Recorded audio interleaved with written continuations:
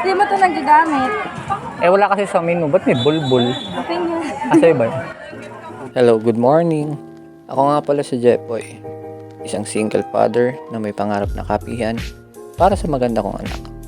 Tara, isasama ko kayo sa kwento ko. Pasensya na nga pala kung mga nakakaraang araw ay wala tayong upload sa kadahilan ng full memory. Mga oras na to, nag-aayos na sana ako. Biglang umulan. Kaya nagpatila tayo saglit. After magpakita ni Haring Araw, ay dali-dali tayong umalis at pumunta dun sa dating tambayan sa Balayo. Magbabaka sakali uling makabenta ng madami. Tara, sama kayo. Let's go ah! Makalipas ang ilang minuto ko ng pagpadyak, ay dali-dali ako nag-setup para makapagtsikahan konti.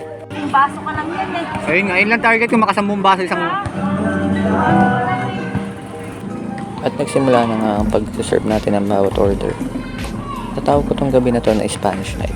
Kasi karamihan sa order na pumasok sa akin ay puro Spanish latte. Bakit mo suntukan, Len? Nakaya saktan, boy. Best friend kita, boy. Puta mo ina. Nakaya ka, Pagpatak ng daling ay nagsimula na rin ang laro. Sunod-sunod na rin ang pagpasok ng mga orders. May puwan ako dun, kaso nasa amin. Ayan. Puta pa kami na dati. Oh. Hindi mo ito nagagamit.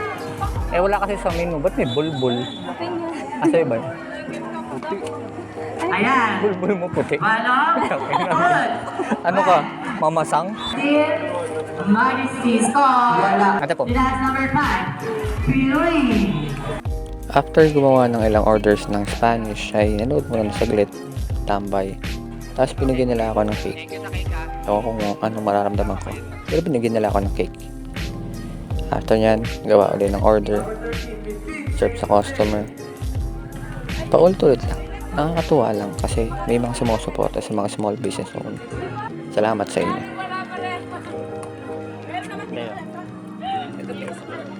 Wait lang, sasukli ah.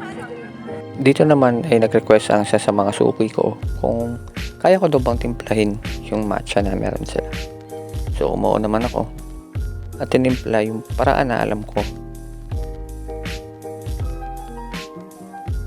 At sinaglit lang niya. Ewan ko kung dahil ba sa mahabang straw o dahil gusto lang talaga niya yung matcha. Tapos yun ay naglikpit na rin ako.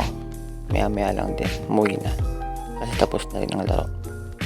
So kung umabot ka sa video na to, masasayang ko na naman ng 3 minuto ng buhay mo. Salamat sa pagsama. Ingat ka palagi. Let's go ah!